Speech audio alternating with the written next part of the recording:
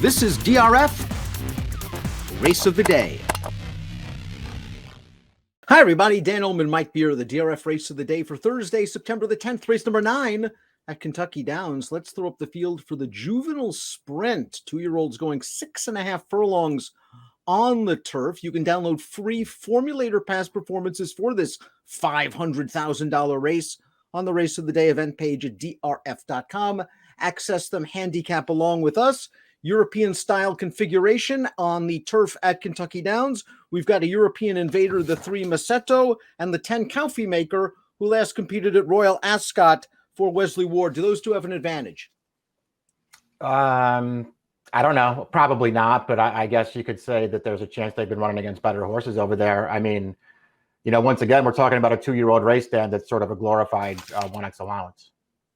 We throw up the Timeform US pace projector for this race. Timeform US has Pure Panic in Detroit City and Baytown Warrior expected to contest what should be a fast pace. The pace should be solid. I think Baytown Warrior is probably going to try to show some speed from post position number 2. I think Detroit City, though, could be the main speed.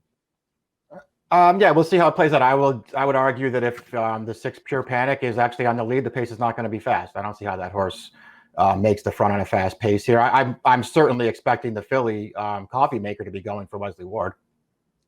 Zip It Scotty, the number 1, 30-1 on the morning line. We see him in mid-pack. This is a maiden after 5 lifetime starts. The one turf race did come around 2 turns, didn't do much that day. Yeah, just really hard to make a case for. I mean, this is a track where you see a lot of sort of crazy results that are hard to get to. This would certainly be one of those. Baytown Warrior, the number 2, has raced twice on turf. Last time out in the Tyro was dismissed at 73-1, finished 4th, got a stakes placing when put up to 3rd via the stewards. Has some speed, but again, needs to improve. Yeah, I mean, his 2 turf races just aren't good, Dan. I mean, I don't see how you can really make a case for this horse. The Tyro 2-back, they tried to make the lead with this horse in that race. They rode him hard from the gate. He could not make the lead. He wasn't fast enough, and he was really no factor in there. The 3 Masetto is a very dangerous European import now trained by Mark Cassie. This horse was multiple group placed in Ireland earlier this year, and Cassie's had this horse up at Saratoga. I know he worked in company with that Bar of Gold baby that switched to turf up at Saratoga and won a stake closing week for Cassie. So it looks like this 3 Masetto can run a little bit. Yeah, it does. I mean, kept good company over there, was not embarrassed in any of those races. He just seems like a real logical horse in here. Not that Cassie has, great numbers with horses like this, Dan. I don't know. He just feels like the kind of horse, personally anyway, like I didn't want to pick him. I didn't want to leave him out either. I guess I'll use him somewhere and see what kind of price he is. Vodka and Water, the number 4, is already grade 3 placed on the dirt. He was second in the Bashford Manor, a slow edition of the Bashford Manor 2 starts back. They tried him on the turf last time out in the Tyro. It didn't look like he was going anywhere on the turn when he clipped heels and went down in a heap. Thankfully, he is okay because that looked very, very bad. I'm just not sure he was getting a piece of it, though, if he stayed on his feet.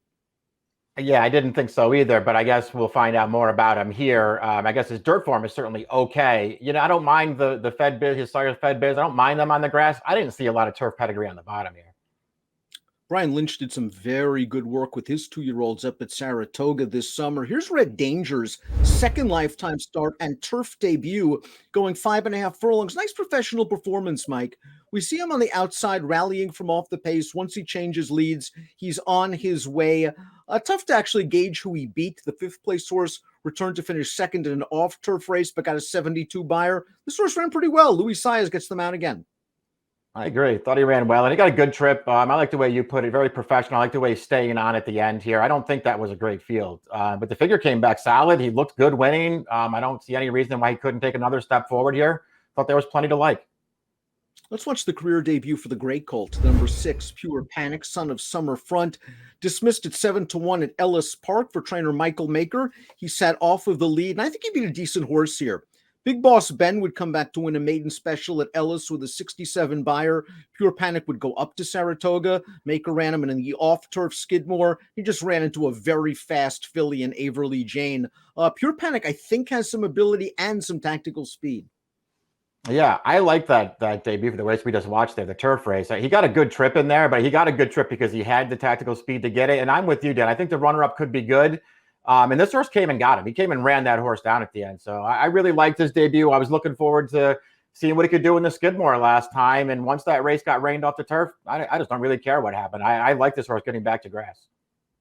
Let's watch the Calumet Farm homebred number 7, Detroit City, in his turf debut. Third lifetime start. Now, friends, consider that this race was full of first-time starters except for one horse, and that was Detroit City. So I don't know what he beat in this race. He did it the right way. The race came back slow.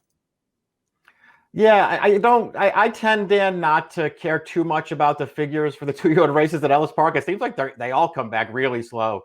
And these horses tend to improve from there. I thought this horse looked good winning. I'm with you. It's a tough race to gauge. I mean, it feels like maybe there wasn't anything behind him, but he certainly improved on the grass, it seemed like.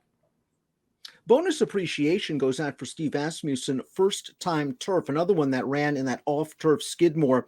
Klimt is a first-crop sire that has gotten off to somewhat of a slow start, but he has 3 first turf winners. Maybe the quality road stallion Klimt's best runners are going to come on the turf, and the second dam was a stakes winner on the grass. I think this horse might appreciate the surface switch. Yeah, that was the one thing that I was interested in too. I mean, I don't know how good he is. His maiden win at Monmouth there in the race that came off, it just seems like maybe that wasn't a very good race that he won. But I've noticed the same thing about Klimt as a sire that you did, because I was mostly avoiding them. And then I saw a couple at Saratoga run really, really well first time turf at big prices. Romancer also goes out for Asmussen. This horse needed a $35,000 maiden claimer at Indiana Grand to graduate. Switched to the turf and ran okay at Ellis. Let's watch that effort right now on July the 23rd. He was chasing this loose leader throughout. He really never quits in the stretch, but you'll notice there's no running going on behind these two. They ran 1-2 around the track. It makes me think that maybe this race isn't very strong, but you have to believe the figure for this race at least is 75. If you do believe it, you might get a nice price with the Rad Ortiz aboard. Yeah, it's amazing that this race came back that fast, because we were just talking about there are so many of these 2-year-old maiden races at Ellis Park that come back so slow. Even if the runners look good, they come back with slow figures. This one happened to come back a really fast race. I'll be interested to see what that means. I thought this horse ran fine, Dan, and if he's going to be around the morning line, I'd like to use him. The Coffee Maker, the number 10, ran away and hid in her career debut, as so many Wesley Ward trained 2-year-olds do during the Keeneland spring meeting. Then Wesley shipped her to Royal Ascot and ran her against the boys in the Coventry. And usually we talk about 2-year-olds in the States, fillies against the boys. You don't really worry about it too much this time of year. Filly hasn't won the Coventry Stakes, I believe, in a century. Coffee Maker showed good speed and tired in the stretch. I'm not going to hold that race against her. In some ways, she's the horse to beat. Yeah, in some ways she is. I think she's going to show speed in here. She's going to stretch out now all the way to 6.5. Maybe this plays a little bit longer. So we'll see if that works against her. She did get tired in the Coventry. I just think she's going to be on the lead here, and I think that alone makes her dangerous. Let's take a look at our top picks for the Kentucky Downs Juvenile Sprint. I do respect Coffee Maker. I do respect the European entrant Massetto. I'm just going to try to look for a price, though, with Romancer. Again, I'm not sold on the horses he was in against last time out, but it was noted improvement. Pure Panic has looked good in both lifetime starts, Mike. And 6-1 on the morning line with Jose Ortiz aboard for Maker. That's a nice price. Yeah, it is. I want to give this horse another chance back on turf. I really liked his debut. I thought he ran really well that day. I think he could improve as he gets back to that surface here. 6-5-10-9 for Mike, 9-3-10-5 for me. It's the Thursday race of the day, the Kentucky Downs Juvenile Sprint. Good luck.